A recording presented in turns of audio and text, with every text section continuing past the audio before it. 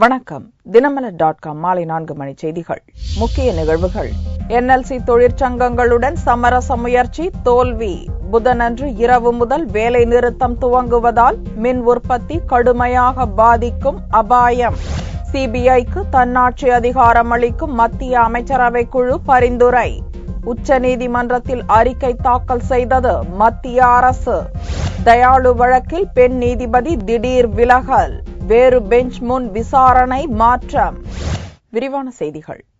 NLC தொழிற்சங்கங்களுடன் நடத்திய பேச்சுவார்த்தை தோல்வியடைந்ததை தொடர்ந்து புதன்கிழமையன்று நள்ளிரவு முதல் காலவரையற்ற வேலை நிறுத்த போராட்டம் துவங்கும் என்று அறிவிக்கப்பட்டுள்ளது. NLCயின் 5% பங்குகள் தனியாருக்கு விற்கப்படுவதற்கு எதிர்ப்பு தெரிவித்து தொழிற்சங்கங்கள் சார்பில் ஜூலை 3ஆம் தேதி முதல் காலவரையற்ற வேலை நிறுத்த போராட்டத்துக்கு நோட்டீஸ் அளிக்கப்பட்டிருந்தது. இதைத் தொடர்ந்து இப்பிரச்சினையில் பேச்சு நடத்த NLC தொழிற்சங்கங்களுக்கு புதுச்சேரி தொழிலாளர் உதவி ஆணையர் சிவராஜன் அழைப்பு விடுத்தார். பேச்சுவார்த்தையில் தொழிற்சங்க நிர்வாகிகள் கலந்து கொண்டனர். ஆனால் நிர்வாகம் சார்பில் அதிகாரிகள் யாரும் கலந்து கொள்ளவில்லை. இதனால் முடிவு எட்டப்படாமல் பேச்சுவார்த்தை தோல்வியடைந்தது. பேச்சுவார்த்தைக்கு நேரடியாக வராத காரணத்தினாலும் நெய்வேலியுடைய பங்கு விற்பனையை மத்திய அரசு கைவிட மறுத்ததாலும் NLCயுடைய பணிபுரியக்கூடிய 10,632 ஒப்பந்த தொழிலாளர்களை உச்சநீதிமன்றத்தின் தீர்ப்பின்படி நிரந்தரப்படுத்தாததால் ஒப்பந்த தொழிலாளர்கள் பேரணியாக சென்று பொதுக்கூட்டம் நடத்தி 2வது ஷிப்ட் என்று சொல்லக்கூடிய 10 மணிக்கு இரவு 10 மணியிலிருந்து காலவரையற்ற வேலை நிறுத்தத்தை அறிவிக்கவிருக்கிறோம். ஏற்கனவே அறிவிக்கப்பட்டபடி புதன்கிழமையன்று இரவு முதல் தொழிலாளர்களின் காலவரையற்ற வேலை நிறுத்த போராட்டம் துவங்குகிறது. இதனால் மின் உற்பத்தி கடுமையாக பாதிக்கப்படும் அபாயம் எழுந்துள்ளது. CBIக்கு கூடுதல் தன்னாட்சி அதிகாரம் வழங்குவது குறித்த பரிந்துரைகளுடன் உச்சநீதிமன்றத்தில் மத்திய அரசு அறிக்கை தாக்கல் செய்துள்ளது. நிலக்கரி சுரங்க ஒதுக்கீட்டு ஊழல் வழக்கில் CBI அறிக்கையை மத்திய அமைச்சராக இருந்தபோது அஸ்வினி குமார் திருத்தியதாக குற்றச்சாட்டு எழுந்தது. இது தொடர்பாக கடும் கண்டனம் தெரிவித்த உச்சநீதிமன்றம் CBIயை அரசியல்வாதிகளின் கட்டுப்பாட்டில் இருந்து விடுவித்து தன்னாட்சி பெற்ற அமைப்பாக உருவாக்க சட்டம் இயற்ற வேண்டும் எனவும் அதுகுறித்து ஜூலை 3ஆம் தேதிக்குள் மத்திய அரசு அறிக்கை தாக்கல் செய்ய வேண்டும் எனவும் உத்தரவிட்டது. அதன்படி புதனன்று மத்திய அரசு 41 பக்க அறிக்கையை உச்சநீதிமன்றத்தில் தாக்கல் செய்தது. பிரதமர், லோக்சபா எதிர்க்கட்சித் தலைவர், உச்சநீதிமன்ற தலைமை நீதிபதி ஆகியோரை கொண்ட குழு CBI இயக்குநரை நியமிக்க வேண்டும் என்று மத்திய அரசு பரிந்துரை செய்துள்ளது. குழுவின் தலைவராக பிரதமர் இருப்பார் என்றும் அந்த குழுவின் ஒப்புதல் இன்றி CBI இயக்குநரை இடமாற்றம் செய்ய முடியாது என்றும் அதில் கூறப்பட்டுள்ளது. CBI இயக்குநரை நீக்கும் அதிகாரம் ஜனாதிபதியிடம் அளிக்கப்படும். CBI விசாரணையில் மத்திய அரசு எந்த விதத்திலும் குறுக்கீடு செய்யாது என்று உறுதியளித்துள்ள மத்திய அரசு CBI அதிகாரிகள் மீதான குற்றச்சாட்டுகள் குறித்து விசாரிக்க தனி ஆணையம் அமைக்கப்படும் என்றும் தெரிவித்துள்ளது. CBIக்கு தன்னாட்சி அதிகாரம் அளிக்கும் வகையில் பரிந்துரைகளை உருவாக்க நிதியமைச்சர் ப. சிதம்பரம் தலைமையிலான மத்திய அமைச்சரவை குழுவை பிரதமர் மன்மோகன் சிங் கடந்த மே மாதம் நியமித்தார். அந்த குழு அளித்த பரிந்துரைகளின் அடிப்படையில் உச்சநீதிமன்றத்தில் மத்திய அரசின் இந்த அறிக்கை தாக்கல் செய்யப்பட்டுள்ளது. தயாளு வழக்கில் டெல்லி உயர்நீதிமன்ற நீதிபதி வீணா பீர்பால் திடீரென விலகிக் கொண்டுள்ளார். அதனால் இவ்வழக்கு மற்றொரு பெஞ்ச் முன்னிலையில் 4ஆம் தேதி விசாரணைக்கு வரும் என்று அறிவிக்கப்பட்டுள்ளது. 2G ஸ்பெக்ட்ரம் ஊழல் வழக்கு டெல்லி பாட்டியாலா CBI நீதிமன்றத்தில் நடந்து வருகிறது. இந்த வழக்கில் CBI தரப்பு சாட்சியாக சேர்க்கப்பட்டுள்ள திமுக தலைவர் கருணாநிதியின் மனைவி தயாளு வரும் 8ஆம் தேதி நீதிமன்றத்தில் ஆஜராகி வாக்குமூலம் அளிக்க வேண்டுமென நீதிபதி OP சைனி உத்தரவிட்டுள்ளார். நீதிமன்றத்தில் ஆஜராக விலக்கு கோரிய தயாளுவின் மனுவை தள்ளுபடி செய்த பாட்டியாலா நீதிமன்ற உத்தரவை எதிர்த்து அவரது சார்பில் டெல்லி உயர்நீதிமன்றத்தில் மனு தாக்கல் செய்யப்பட்டது. இம்மனு நீதிபதி வீணா பீர்பால் முன்னிலையில் விசாரணைக்கு வந்தது. வழக்கு விசாரணை புதனன்று தொடரும் என்று அறிவிக்கப்பட்டிருந்தது. இந்நிலையில் இவ்வழக்கிலிருந்து வீணா பீர்பால் திடீரென்று விலகிக் கொண்டுள்ளார். தனிப்பட்ட காரணங்களுக்காக இவ்வழக்கு விசாரணையிலிருந்து விலகிக் கொள்வதாக அவர் அறிவித்தார். அதைத் தொடர்ந்து இன்னொரு பெஞ்ச் வியாழனன்று தயாளு மனுவை விசாரிக்கும் என்று டெல்லி உயர்நீதிமன்றம் அறிவித்துள்ளது. தயாளு மனுவை விசாரிப்பதிலிருந்து கடைசி நேரத்தில் பெண் நீதிபதி விலகியது டெல்லி மட்டுமின்றி சென்னை வட்டாரத்திலும் பரபரப்பை ஏற்படுத்தியுள்ளது. தமிழகத்தில் உள்ள 539 ஆசிரியர் பயிற்சி நிறுவனங்களில் நடப்பாண்டுக்கான மாணவர் சேர்க்கை கவுன்சிலிங் வரும் 8ஆம் தேதி முதல் ஆன்லைனில் நடக்கிறது. தமிழகத்தில் உள்ள 539 அங்கீகரிக்கப்பட்ட ஆசிரியர் பயிற்சி நிறுவனங்களில் தொடக்க கல்வி பட்டய படிப்பு பயிற்சிக்கான 17,045 இடங்கள் உள்ளன. நடப்பாண்டில் +2 முடித்த மாணவர்களிடமிருந்து 4,430 விண்ணப்பங்கள் பெறப்பட்டன. இவற்றில் மாணவர்கள் 429 பேர், மாணவிகள் 4,001 பேர். இவர்களுக்கான தரவரிசை பட்டியல் தயாரிக்கப்பட்டு கலந்தாய்வு நாள், இடம், நேரம் மற்றும் மையங்களின் விவரங்கள் அனுப்பி வைக்கப்பட்டுள்ளன. வரும் 8ஆம் தேதி முதல் 15ஆம் தேதி வரை அந்தந்த மையங்களில் ஆன்லைன் கவுன்சிலிங் நடக்கிறது. கலந்தாய்விற்கு தேர்வு செய்யப்பட்டுள்ள மாணவ மாணவியர்களின் தரவரிசை பட்டியல், கலந்தாய்வு நடக்கும் இடம் ஆகியன இணையதளத்தில் வெளியிடப்பட்டுள்ளதாக மாநில கல்வியியல் ஆராய்ச்சி மற்றும் பயிற்சி நிறுவனம் தெரிவித்துள்ளது. வைகை விரைவு ரயிலில் வெடிகுண்டு இருப்பதாக வந்த மிரட்டலை தொடர்ந்து திருச்சி ரயில் நிலையத்தில் தீவிர சோதனை நடந்தது. மதுரையிலிருந்து புதன்கிழமையன்று சென்னைக்கு வைகை விரைவு ரயில் வந்து கொண்டிருந்தது. சென்னை எழும்பூர் ரயில்வே கட்டுப்பாட்டு அறைக்கு வந்த தொலைபேசி அழைப்பில் பேசிய மர்ம நபர் வைகை ரயிலில் வெடிகுண்டு இருப்பதாகவும் சிறிது நேரத்தில் வெடிக்க உள்ளதாகவும் கூறிவிட்டு அழைப்பை துண்டித்துள்ளார். அதிர்ச்சியடைந்த அதிகாரிகள் உடனடியாக திருச்சி ரயில் நிலைய அதிகாரிகளுக்கு தகவல் அளித்தனர். இதைத் தொடர்ந்து திருச்சி ரயில் நிலையத்திலிருந்து புறப்பட இருந்த வைகை ரயில் நிறுத்தப்பட்டது. பயணிகள் அனைவரும் உடனடியாக ரயிலை விட்டு வெளியேற்றப்பட்டு மோப்பநாய், வெடிகுண்டு நிபுணர் உதவியுடன் சோதனை நடத்தப்பட்டது. இதனால் ரயில் பயணிகள் பீதியடைந்தனர். மதுரையிலிருந்து வரோம், சென்னைக்கு போறோம் கவுன்சிலிங்காக. இந்த மாதிரி திடீரென்று திருச்சியில இருந்தோம், டக்குன்னு இறங்க பாம் இருக்கு அப்படின்னு சொல்லிட்டாங்க. இப்ப இறங்கி நாங்க கவுன்சிலிங் எப்படி போறதுன்னு தெரியல. ஒரு 1.5 மணி நேரம் நிக்கிறோம். சோதனையில் ரயிலில் வெடிகுண்டு எதுவும் இல்லை, அது வெறும் புரளி என்பது தெரியவந்தது. மேலும் தொலைபேசி செய்த மர்ம நபர் குறித்து போலீசார் விசாரணை மேற்கொண்டுள்ளனர். வைகை எக்ஸ்பிரஸ் புறப்பட்டு வரும்போது 9:40க்கு ஒரு அசம்பாவிதம் ஏற்படும் ஒரு அனானிமஸ் கால் சென்னைக்கு வந்தது. அதனால் நாங்கள் வைகை எக்ஸ்பிரஸ் நிறுத்தி நாங்கள் ஜிஆர்பி, ஆர்பிஎஃப், அப்புறம் லோக்கல் டிசி அவங்க தலைமையில் லோக்கல் போலீஸ் எல்லாமே தரவாக வண்டியை செக் பண்ணோம். அது இல்லாமல் வெடிகுண்டு பிரிவு, மோப்பநாய் பிரிவு, மோப்பநாய் டாக் ஸ்குவாட் இதெல்லாம் வச்சு பூரா கம்ப்ளீட்டாக தரவாக செக் பண்ணிட்டோம். இதில் ஒன்றும் விசேஷம் ஒன்றும் இல்லை. இப்போ யார் அது ஃபோன் பண்ணாங்க அந்த நபரை கண்டுபிடிக்கிறதுக்கு தீவிரமாக நடவடிக்கை எடுத்துக்கிட்டு இருக்கோம். வெடிகுண்டு மிரட்டல் சம்பவத்தால் வைகை விரைவு ரயில் சென்னைக்கு 2 மணி நேரம் காலதாமதமாக புறப்பட்டு சென்றது.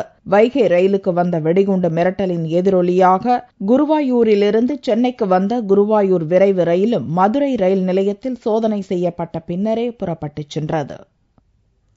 திருச்சி ஸ்ரீரங்கம் இணைப்பு மேம்பாலம் மற்றும் சாலைகள் சீரமைப்பு உள்ளிட்ட மேம்பாட்டு பணிகளுக்கு 258 கோடி ரூபாய் நிதி ஒதுக்கி முதல்வர் ஜெயலலிதா உத்தரவிட்டுள்ளார். தமிழக முதல்வர் ஜெயலலிதா புதனன்று ஒரு அறிக்கை வெளியிட்டார். திருச்சி மாவட்டத்தில் ஸ்ரீரங்கம் சாலையில் உள்ள இரும்பு பாலத்தை அகற்றி 81 கோடி ரூபாய் செலவில் புதிய மேம்பாலம் அமைக்க உத்தரவிட்டுள்ளார். இந்த திட்டத்தின்படி சென்னை திண்டுக்கல் தேசிய நெடுஞ்சாலையில் திருச்சி ஸ்ரீரங்கத்தை இணைக்கும் வகையில் 4 வழி மேம்பாலம் அமைய உள்ளது. அரியலூர், பெரம்பலூர் மாவட்டங்களில் பழுதடைந்த சாலைகளை சீரமைக்கவும், கும்பகோணம் பாலக்கரை காவிரியாற்றின் குறுக்கே அமைந்துள்ள பாலத்தை புதுப்பிக்கவும், சேலம் மாவட்டத்தில் 2 புதிய மேம்பாலங்களை கட்டுவது உள்ளிட்ட சாலை மேம்பாட்டு பணிகளுக்கு முதல்வர் நிதி ஒதுக்கி உத்தரவிட்டுள்ளார். மும்பையில் உள்ள அரசு கட்டடத்தில் பயங்கர தீ விபத்து ஏற்பட்டதால் 15 தீயணைப்பு வாகனங்கள் போராடி தீ அணைத்து அங்கிருந்தவர்கள் மீட்கப்பட்டனர். தெற்கு மும்பையில் உள்ள பல்லாட் பியர் எனும் பகுதியில் எக்ஸ்சேஞ்ச் பில்டிங் என்னும் 3 மாடி கட்டடம் உள்ளது. அரசுக்கு சொந்தமான இந்த கட்டடத்தில் பல்வேறு அரசு துறைகள் செயல்பட்டு வருகின்றன. கட்டடத்தின் 3வது மாடியில் உள்ள போதைப் பொருள் தடுப்பு பிரிவு அலுவலகத்தில் புதனன்று காலை 11 மணிக்கு திடீரென தீப்பிடித்தது. உடனே தீ மற்ற தளங்களுக்கும் பரவியது. 15க்கும் மேற்பட்ட தீயணைப்பு வாகனங்கள் விரைந்து வந்து தீயணைக்கும் பணியில் ஈடுபட்டன. 1 மணி நேரத்துக்கும் மேலாக போராடி தீயை வீரர்கள் அணைத்தனர். தீ பரவ துவங்கியதுமே 3 தளங்களில் இருந்த அனைவரும் வெளியேற்றப்பட்டதால் கட்டடத்தினுள் யாரும் சிக்கிக் கொள்ளவில்லை என்றும் இதனால் உயிரிழப்பு ஏதும் இல்லை என்றும் தீயணைப்பு அதிகாரிகள் தெரிவித்தனர். மின்கசிவு காரணமாக தீ விபத்து ஏற்பட்டிருக்கலாம் என்ற முதல்கட்ட விசாரணையில் தெரியவந்துள்ளது. சென்னையில் காலை 11 மணி வரை மினி வேன் சரக்கு வாகனங்களுக்கு விதிக்கப்பட்டுள்ள தடையை நீக்க வேண்டும் என்று போக்குவரத்து கமிஷனரிடம் மனு கொடுக்கப்பட்டுள்ளது. கடந்த திங்கட்கிழமை முதல் சென்னை மாநகருக்குள் மினி வேன் மற்றும் சரக்கு வாகனங்கள் போக்குவரத்து காலை 8 மணி முதல் 11 மணி வரையும் மாலை 4 மணி முதல் 8 மணி வரையும் தடை செய்யப்பட்டுள்ளது. இதனால் தங்களின் வாழ்வாதாரம் பாதிக்கப்பட்டுள்ளதாக சென்னை பெருநகர் மோட்டார் வாகன தொழிலாளர் சங்கத்தினர் சென்னை போக்குவரத்து காவலர் கூடுதல் ஆணையர் அலுவலகத்தில் மனு கொடுத்தனர். இதுபோன்ற தடை வேறு எந்த மாநிலத்திலும் இல்லை என்று கூறிய வாகன ஓட்டுநர்கள் 24 மணி நேரமும் உழைத்தால்தான் பொருளாதார நெருக்கடியிலிருந்து தப்பிக்க முடியும் என்றும் தெரிவித்தனர். 1ஆம் தேதியிலிருந்து சென்னை நகரத்துக்குள்ள எல்சிவி எனக்கூடிய லகு ரக போக்குவரத்து வாகனங்கள் அல்லது சரக்கு வாகனங்கள் உள்ள வரக்கூடாதுன்ற மாதிரியான ஒரு தன்னிச்சையான முடிவை காவல்துறை எடுத்திருக்கிறது. ஏழை எளிய அடிப்படை வசதிகள் கூட இல்லாத அந்த ஓட்டுநர்களுடைய வாழ்வாதாரத்தை காக்க வேண்டும் என்ற நோக்கிலே இந்த பிரச்சனையை இப்பொழுது நாங்கள் எடுத்திருக்கிறோம். மனுவை கொடுத்தோம். பெற்றுக்கொண்டவர்கள் இதை உடனடியாக சரி செய்வதற்கான வேலைகளை செய்வோம் என்று கூறியிருக்கிறார்கள். மனுவை பெற்றுக்கொண்ட போக்குவரத்து துணை ஆணையர் கருணாசேகர் உரிய நடவடிக்கை எடுக்கப்படும் என்று கூறியதாக தொழிலாளர்கள் தெரிவித்தனர். நடவடிக்கை எடுக்காத பட்சத்தில் அடுத்த கட்ட போராட்டம் அறிவிக்கப்படும் என்றும் தொழிலாளர்கள் தெரிவித்துள்ளனர். என்எல்சியின் 5% பங்குகளை தனியாருக்கு விற்பனை செய்வதை எதிர்த்து திமுக தொழிற்சங்கத்தினர் தமிழகம் முழுவதும் ஆர்ப்பாட்டம் நடத்தினர். என்எல்சியின் 5% பங்குகளை தனியாருக்கு விற்க உள்ளதாக மத்திய அரசு அறிவித்துள்ளது. இதற்கு என்எல்சி ஊழியர்கள் எதிர்ப்பு தெரிவித்துள்ளனர். இந்நிலையில் திமுகவின் தொழிற்சங்கமான தோமுச சார்பில் தமிழகம் முழுவதும் மத்திய அரசை கண்டித்து புதனன்று போராட்டம் நடந்தது. சென்னை அண்ணா சாலையில் மத்திய அரசை கண்டித்து ஆர்ப்பாட்டம் நடந்தது. இந்த பங்கை யார் வாங்குவார்கள்? மிகப்பெரிய பண முதலைகள் தான் வாங்குவார்கள், கோடீஸ்வரர்கள் தான் வாங்குவார்கள். எனவே இன்றைய தினம் தொழிலாளர்கள் நல்ல முறையிலே அந்த அமைப்பை நடத்தி வருகிறார்கள். அதனை தவிர்க்கிற முறையிலே மத்திய அரசாங்கம் தொழிலாளிகளுடைய போராட்ட உணர்வுக்கு மதிப்பளித்து அவர்கள் இந்த பங்கு வாங்குகிற எண்ணத்தை கைவிட வேண்டும் என்று கேட்டுக்கொள்கிறேன். மத்திய அரசு 5% பங்குகளை பொதுமக்கள் வாங்கலாம் என்று கூறுவது தனியார் நிறுவனங்களை ஊக்குவிப்பதாக உள்ளது என்று போராட்டக்காரர்கள் தெரிவித்தனர். தங்கத்தின் விலை புதனன்று சவரனுக்கு 80 ரூபாய் குறைந்திருந்தது. ஒரு சவரன் தங்கம் 19,736 ரூபாய்க்கு விற்பனையானது. 1 கிராம் ஆபரண தங்கம் 2,467 ரூபாயாக இருந்தது. வெள்ளி கிராமுக்கு 20 காசுகள் குறைந்து 1 கிராம் 43 ரூபாய் 50 காசுகளுக்கு விற்கப்பட்டது. பார் வெள்ளியின் விலை 40,620 ரூபாயாக இருந்தது. அசாமில் அரிய வகை காண்டாமிருகங்களை கொன்று கொம்புகளை கொள்ளையடிப்பது தொடர்ந்து வருகிறது. அசாம் மாநிலத்தில் காசிரங்கா உயிரியல் பூங்கா உள்ளது.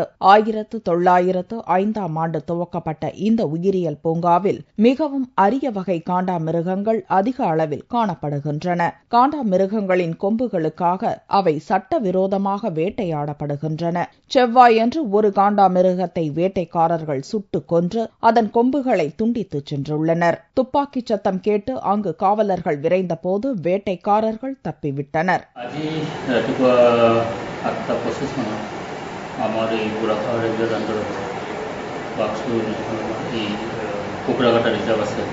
এতিয়া আমাৰ বৰভোগ এটা কেম্প আছে, তাৰ পিছফালে অলপ দূৰত পাহাৰৰ ওপৰত এটা শ্লকত ৰাতিপুৱা তাহাঁতে প্ৰথম 2 ৰাউণ্ড গুলি নাপালে, তাৰপিছত ৰেপিড ফায়াৰ হৈছে। চ' ইমিডিয়েটলি আমাৰ মানুহখিনি তাতে আছিলে কেম্পত, গতিকে ইমিডিয়েটলি মুভ কৰিছিলে আৰু গোটেই এৰিয়াটো কৰ্ডন কৰি ৰাখিছিলে। তাৰপিছত আমি ভিতৰত চাৰ্চ কৰিলোঁ, যে মই নিজেও আছিলোঁ এটা টাইমত। এতিয়া দেখিছোঁ যে ঘৰ এটা হৈ যায় এই নৰ্দাৰ্ণ এক্সপেক্টত।